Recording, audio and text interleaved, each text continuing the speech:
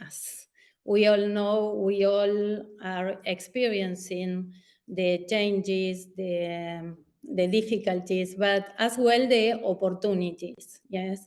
And in this sense is that Hecho por Nosotros and Animaná has been working in an open space of dialogue, of collaboration in order to make this journey happen, in order to experience what is sustainability, what is circularity, what means to make collaboration work. So I feel today so grateful to each of you, to all the community of Hecho por Nosotros, students, professionals, leaders, artisans, producers of natural fibers, policymakers, academics around the world that came on board all these 15 years, letting us create this alive space. And today we have another opportunity to be all together in order to transit a new stage. So my invitation is to open our hearts in order to transcend our way of thinking, our roles, our different hats that we use every day, in order to let us go through this process of collaboration, yes, of integration. A warm welcome to all from California. In this powerful moment, as the 62nd session of the United Nations Commission for Social Development convenes, I am thrilled to welcome each of you on behalf of Stanford Angels and Entrepreneurs. I'm Radhika Shah, co-president of Stanford Angels and Entrepreneurs, a Silicon Valley-based community of 3,000 or so Stanford alumni, faculty, and students come together to advance tech innovation and entrepreneurship, and also am co-chair of the Breakthrough Alliance of the UN Joint SDG Fund. I'm honored to co-convene this event and be in community with each of you, joining today's dialogue on weaving wisdom into digital metamorphosis. Today, we will be hearing diverse perspectives on how we can foster inclusive digital innovation, sustainable growth that leaves no one behind, and regenerative models where we learn from and reconnect with nature. In this second dialogue on this theme in 2024, we will be exploring the role of systemic change in fostering sustainability and diversity, examining whether digital innovation can serve as a catalyst for this metamorphosis of sorts, resulting in a world with sustainable digital opportunity for all humanity while conserving our planet. Following this, we will go into the interactive sessions. Quoting Ashoka founder Bill Drayton from our first event of the series, we are in a historic moment. What is causing it is the rate of change and the degree and extent of interconnectedness, both of which have been increasing at an exponential rate, which is speeding up even more now, and each feeds the other. This is the historic force we are in the midst of. It is a moment for a new way, a moment to move away from the old way of doing and thinking, to come out of the old power structures. It is a moment to seize by embracing change.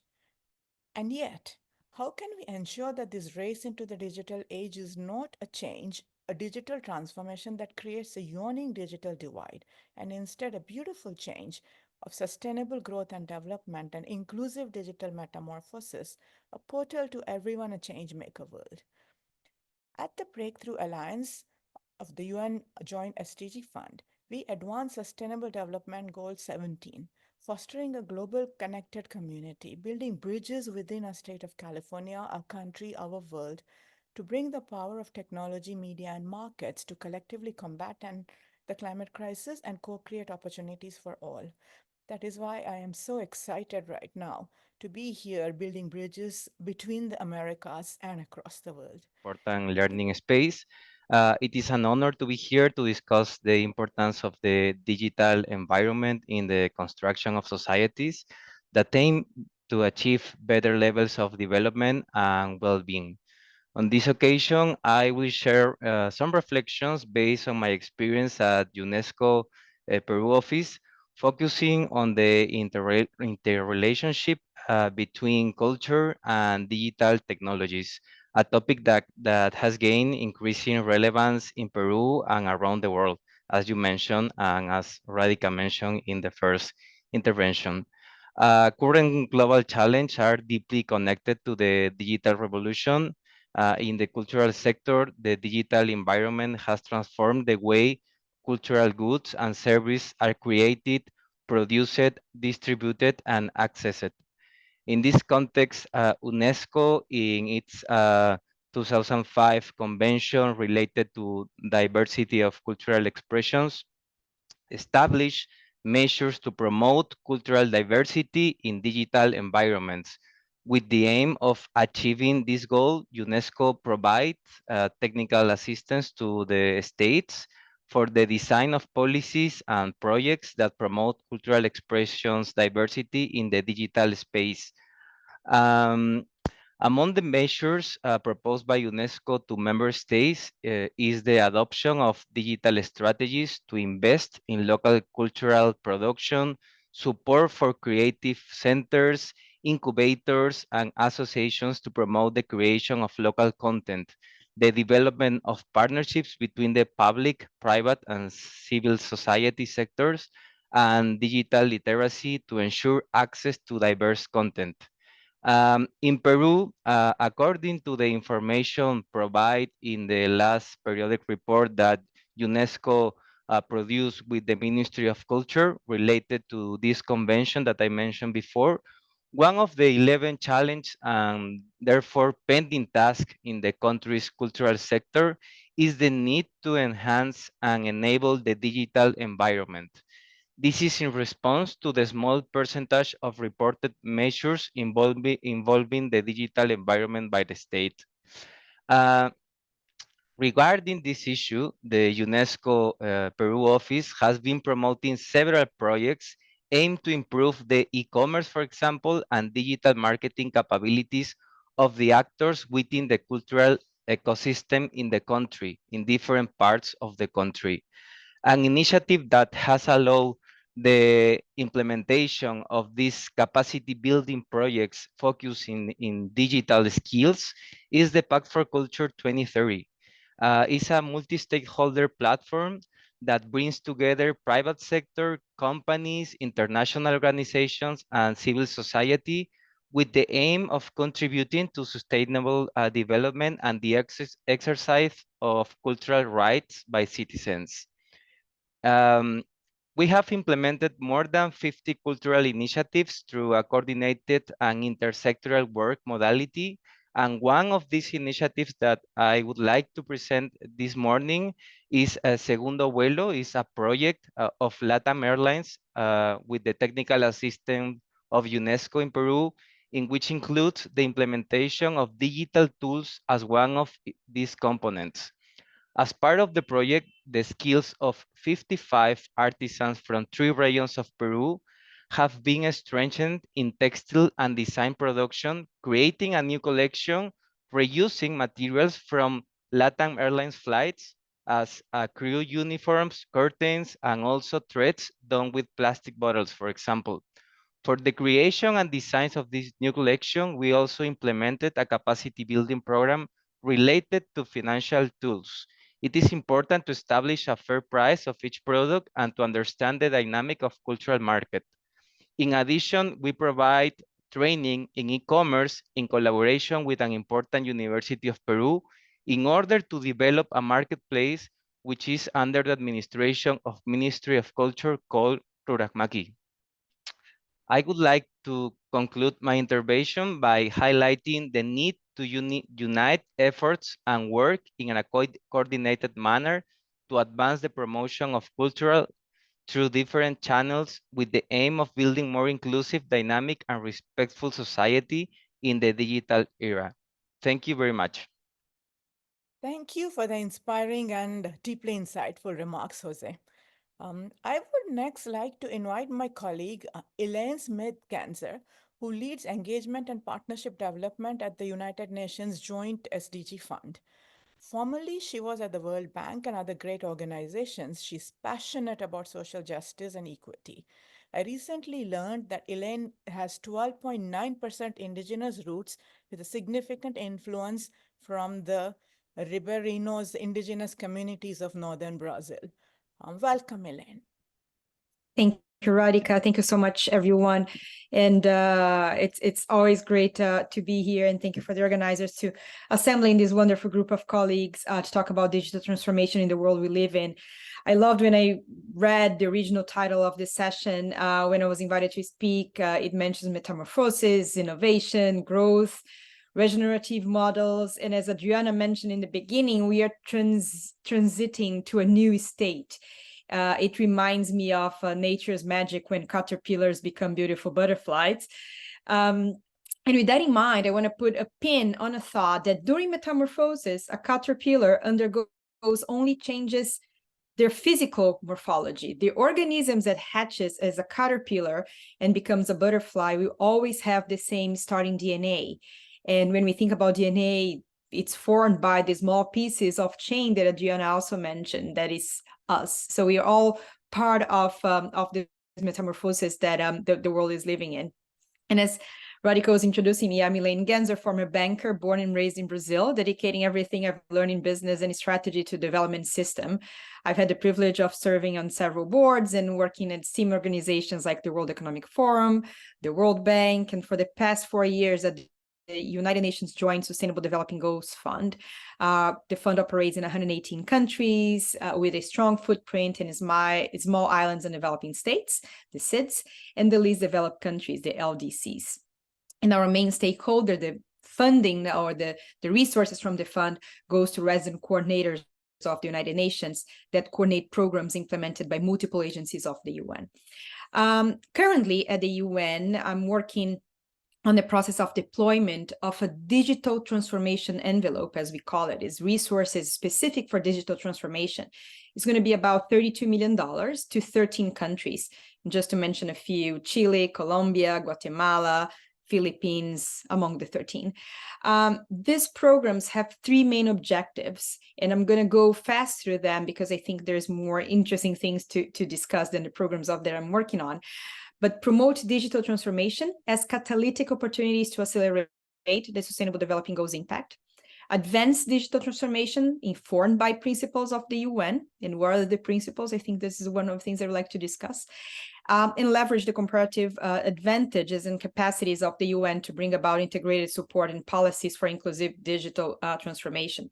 So programs need to address government service systems transformation or inclusive digital connectivity, digital finance and payments, as Radhika was talking about, people using cryptos for their work beyond digital finance that we learned 10 years ago.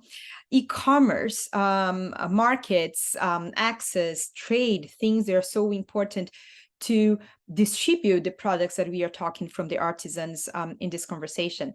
And of course, the digital for the planet. They're cost-cutting drivers that drive how we operate those resources. So global connectivity and digital inclusion to underserved areas, digital human rights, digital public goods, and digital capacity building and digital skills. So we had over 50 countries applying, only 13 passed the evaluation. And it's interesting just to mention that while so many programs are digital in nature, so far, none of them mention AI, artificial intelligence, that is in everybody's screens or everybody's minds right now. Does not mean that the programs cannot evolve throughout the times when we are implementing them, and certainly they will. And this pulled money from countries that support foreign aid with the UN to countries in need to support further development, the so-called UN programs. They are vertical, and they are ecosystems beyond the direct interests of governments. So where you have different stakeholders involved as well. And I just want to mention a couple of things specific about AI that seem to be the new world for everything that is digital, innovation, technology. It seems that everything now needs to have AI involved in the same phrase. While AI is poised to catalyze significant positive transformations in this metamorphosis in mainly healthcare, education, serving fundamental pillars for improving human conditions and alleviating poverty, it could also widen the social divide by limiting access access to technology and skills, perpetuating the biases, the algorithm biases, displacing jobs, raising privacy concerns, all of which may affect disproportionately marginalized communities and deepen existing inequality. So just to pay attention that everything that is good also has another side, that we need to pay attention when we discuss policy. And there'll be a special room to discuss policy in the end of this conversation. So it's not something to avoid because, as Adriana also said, it's there, but rather something to embrace as inevitable. So we need to pay attention and be mindful of the consequences of technology transformation, what technology brings to us, intended or not, that may come with. And just a final thought that as someone that primarily works in development, especially in small island developing countries, developed countries, technology is always seen as a tool for leverage and speed transformation, typically welcomed in any program. But as also a non-tech business trained person, having witnessed the waves that we saw in the past with the fourth industrial revolution, blockchain, cryptocurrencies, as Radhika also said, I find the sudden surge of interest in AI intriguing. So it's something to have in mind. But I'll give the word back to the colleagues monitoring, and I'm sure there'll be a potential to discuss policy going further. Thank you. Thank you, Elaine, and thank you so much for this approach. Yes, this acceleration of the projects of all the actions are so important to take account, and we really need this systemic change, this holistic approach. And I think policymakers, they have this key responsibility, not to act like fragmented. So thank you so much for your interesting vision, and we will continue. Now I would like to welcome Juan Cruz Miranda. He is from Argentina. He is the Minister of Digital Inclusion and Production in the province of Catamarca, Argentina. This is a key region where camelids are a huge part of this economy. I am wearing a vicuña shawl from Catamarca. This is the finest fiber of the world, and many times is in hands of people that are under the line of poverty. So I would like Juan, in order to introduce how Catamarca is innovating, the importance of digitalization and the importance of collaboration. Are you there? Yeah. Juan. Okay. Hello. Listen to me? Yeah. Okay. Perfect. Okay. Thank you. Good morning to everyone. And thank you very much for the invitation to this prestigious panel. I hope to be able to share with you in a very few minutes, experience we developed here in the province of Catamarca, joining local producers. Sorry in advance for my English, I don't practice it regularly here in Catamarca. First, I would like to tell you about Catamarca. It is a province located in the northwest of Argentina, with much of its territory, mountainous, and a population of around 450,000 population. Currently, many investors are interested in exploitation of lithium here in Catamarca, because Catamarca is located in what is called here the lithium triangle, which it shares with the provinces of Salta and Jujuy. But Catamarca, in addition to lithium, offers opportunities in the production of fiber from camelids, such as llamas and vicuñas.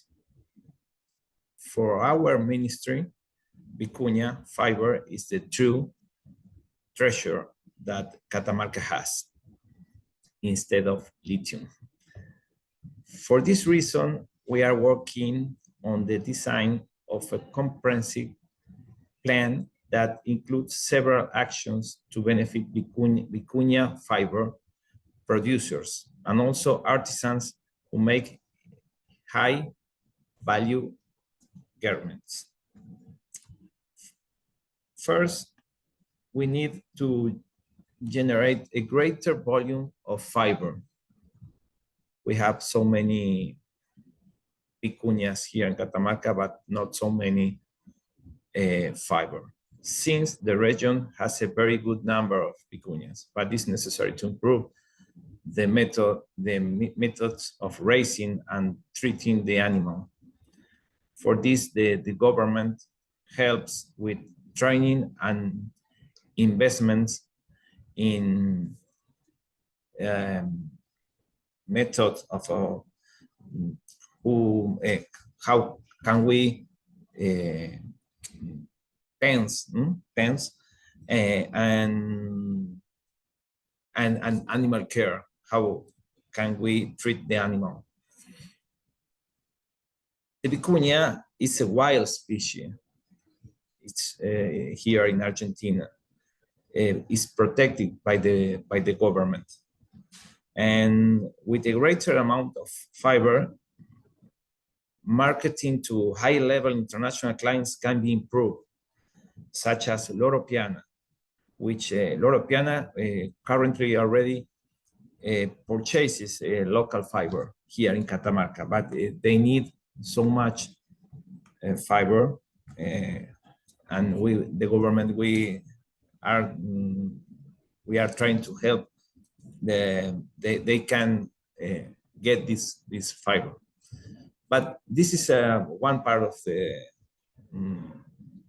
commerce. The other one is the entire artisanal process of making vicuña garments, which has a high demand because of the quality of the garments. This process is of interest to the government because it represents a huge number of local artisans who sell the garments to very good prices and can have a decent standard of living in their own place of origin. We actually are working with the UNESCO in the empowerment of what we call the route of Telar and some other programs with local funding and international funding. The link with technology is important to improve the business process of these artisans. It also enables them to training and non-formal education of young people. We are interested in young people to stay in their places so that they can live in their communities and in the future joint artisanal process in the future. And at the first stage of the process, we are currently designing new fiber optic routes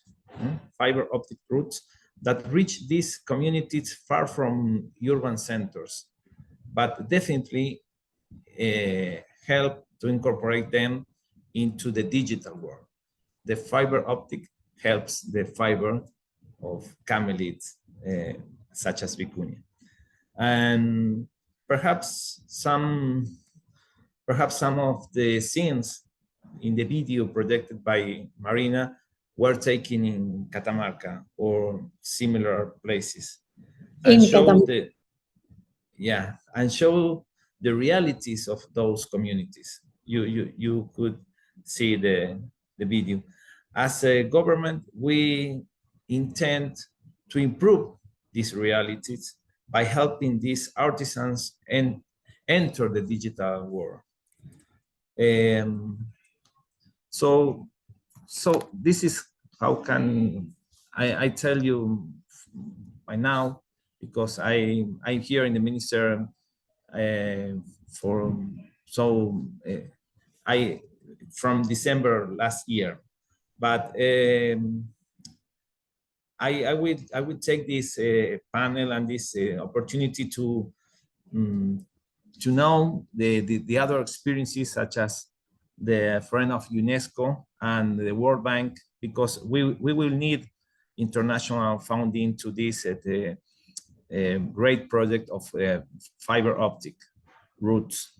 And thank you very much for allowing me to share this experience, and you are invited to Catamarca whenever you wish.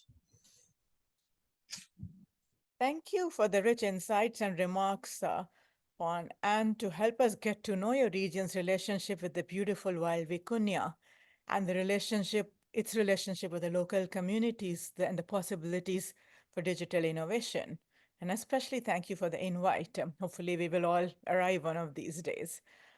Next, I would like to invite my friend, fellow Stanford alum and colleague, Claudia Kogut, joining us from the world of New York. Claudia is a co-founder of Stanford Alumni in Sustainability. She is a leader from the sustainable fashion industry and has worked in some of the largest fashion houses in the world of New York and the global community.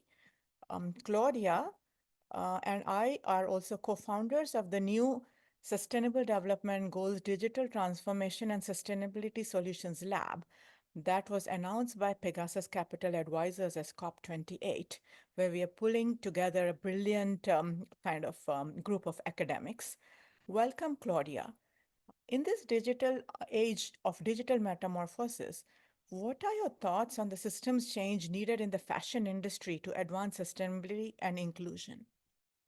Thank you so much, Radhika, for the warm welcome. And it's an honor to be here along with the other esteemed speakers today. As Radhika mentioned, sustainability has been a common thread in my career in New York over the past decade, and it's a growing imperative in the fashion industry. So to set the stage, while the fashion industry may appear at first glance to be a relatively ancillary contributor to climate change, it's actually responsible for 10% of global carbon emissions and is the second most water polluting industry, responsible for about 20% of global wastewater, according to the UN. So in light of these statistics, there's truly an urgent need for system-wide change. The way the current retail model operates, there's a major supply and demand mismatch with about 30 to 40% overproduction season after season in the fashion industry. Some of this excess inventory gets sold at discounts at various outlets, but a lot does end up as inventory waste in landfill. And as we consumers are increasingly cognizant of, there's really no such thing as throwing away. We have yet to learn the full downstream impacts of the scale of pollution on human health, but scientists found recently that microplastics and nanoplastics are present in all human organs, including the heart and even the brain. So from the fashion industry perspective, one way to tackle this efficiency problem is through on-demand manufacturing. The way suppliers are currently set up is not very conducive to this, so it does truly involve system-wide change on a macro level. Many factories are currently not set up to accommodate on-demand, and the way the incentive structure works today, inevitably the client with the highest purchase order gets prioritized.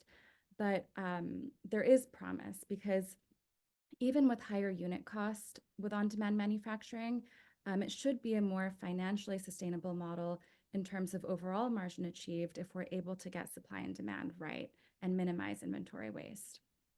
And the fashion industry and the planet would benefit as a result of this. Another opportunity area for regeneration in fashion is through new materials innovation, which I'm personally very passionate about. There's a lot of promise in new regenerative materials, such as seaweed, which is a carbon sink and actually a more effective carbon sequestration crop than trees on land. And this is still at a very nascent stage of being developed in textiles, but I'm very excited about that, along with banana leaf, vegan silks, and of course, GOTS certified organic cotton grown biodynamically and regeneratively in a way that gives back to the soil rather than depleting it, are all critical. There's also exciting opportunities within the circular economy. There's a company called Parlay for the Oceans, which I highly recommend looking up if you're not familiar with it already, showing that consumers are willing to actually pay a premium for recycled ocean plastics through a partnership they did with Adidas, using ocean plastics in a line of sneakers that they launched together. And today they're actually expanding into partnerships with luxury companies, including Dior, which they're launching a beachwear capsule collection with, showing that it's possible to make trash into treasure and actually sell these as luxury items. So where does technology and digital innovation fit into all of this? There's a huge opportunity for technology through blockchain verification to enable consumer transparency and education around these topics, and to hold brands accountable to the sustainability and inclusion standards they commit to. Some brands today are using QR codes for storytelling purposes around provenance and tracking carbon footprint, and can even trace the life cycle of a garment if it's reused and resold and its journey that way. One of the best ways that we can also support sustainability is by buying local, supporting Indigenous practices of creating garments and buying from women-owned businesses.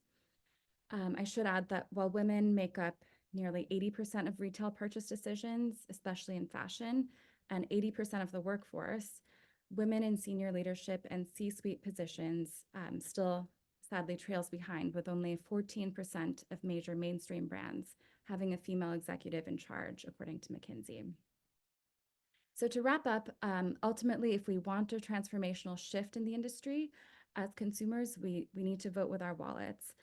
That's the main way we can drive for-profit companies to enact the much-needed change that we need to see for our planet in a way that considers people, animals, and our environmental impacts.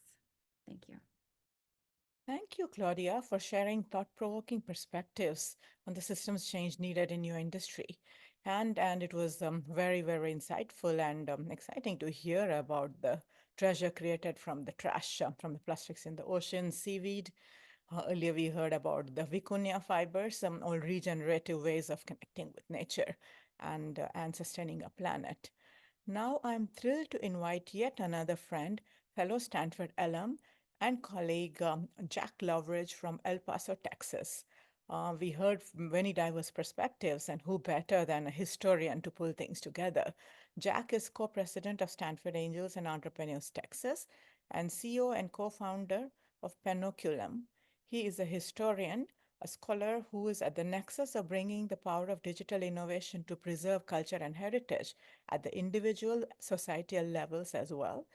He comes from a French and Mexican heritage, and his family on both sides of the US-Mexico border. And welcome, Jack. Thank you, Radhika. Saludos a todos. Es un placer hablar en una sola comunidad con todos ustedes. We are one community today, bringing together perspectives from across the Americas and around the world.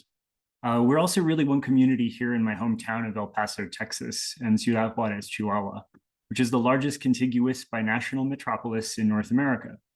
The Rio Grande and the artificial barriers that divide our desert community are spanned not just by 6 concrete bridges, but also by countless human connections, families, friends, and relationships, including those my own, on both sides of a political boundary. These are the enduring historical facts of life on our frontier. So what can history tell us about this critical juncture in the relationship between humanity, technology, and the natural world? This is an important question for me as a historian and an entrepreneur building a tech startup that applies AI in the field of digital history. Today, in the midst of the current AI revolution, I see tremendous opportunities for using large language models to share and preserve our most meaningful stories. Those are our memories of the past as families and as communities. My company, Panoculum, is one of several working on these problems. creating multilingual natural language processing powered tools to make history more accessible and our heritage more empowering, while surfacing fascinating connections, hidden relationships, and lost temporal and emotional context. As we set out on this work, we are, after all, a startup. It will be essential to protect both the craft of the historian and the creative work of the families and insights of the communities that are on our platform. We must not allow human insights and human curiosity to be obscured by generative models, however well-meaning. Obviously, I do think that digital innovation can contribute to systemic change by creating conditions for a richer and a more meaningful human experience. Still, recent innovations in AI in particular stand to place a tremendous strain upon the world's energy, water, and mineral resources. The burdens of powering data centers, cooling servers, and manufacturing semiconductors, particularly in water-scarce regions like here in El Paso and Ciudad Juarez, will be tremendous. Critical and coordinated policy action is needed across the globe. An important but imperfect start might be found in the European Union's AI Act, which will require that companies deploying foundation models routinely report on the energy consumption and the resource use of their systems. Still, much work remains to be done on the policy front in the AI powerhouses of the United States and China, as well as across the global South, that is the global majority. National policies to incentivize simultaneous innovations and investments in AI's energy efficiency and to protect the work of human creators are essential. As consumers and entrepreneurs, it stands to reason that we should support products, companies, and large language models that are simultaneously effective, ethical, and energy efficient. I really do believe it can be done, and this will be the work of the next decade or two, at least. The most reliable catalyst in achieving a more just, inclusive, and sustainable future is really neither digital nor artificial, but rather human. And what better way of doing this great work than together in communities just like this. So thank you, y muchísimas gracias a Hecho por Nosotros y Animana. Thank you.